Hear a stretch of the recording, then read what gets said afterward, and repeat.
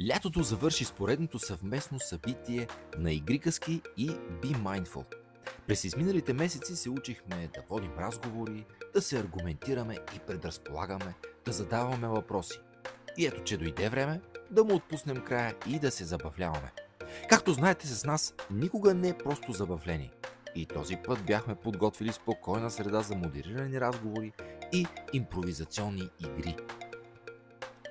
Настроението беше високо още от началото, когато Вики и Миро приветстваха публиката.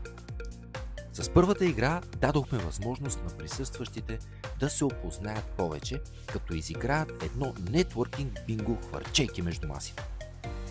Заведението на нашите любезни домакини от Златната овца заприлича на кошер, в който всеки шеметно записваше любопитни факти от живота на участниците. Заедно с нашите любими Викита споделихме за пътя, който сме изминали. Спомнихме си забавни моменти от запознанството си и си пожелахме още много събития заедно. Дойде и момента на импровизационните игри, които както винаги вдигнаха настроението до небето. Предавахме си импулси, правихме шантави бързи срещи и още много сладки и забавни моменти. Миро свързваше микрофони, докато Вики подготвяше томболата. А какво е едно благодарствено парти без томбола? Наградите бяха скромни, но от сърце.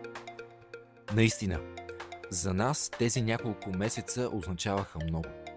А когато се изправихме пред пълната зала, осъзнахме, че и за вас това е било едно незабравимо лято.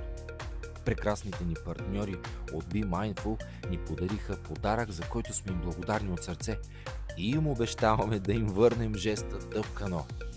Вечерта приключи със свободни разговори и на здравици.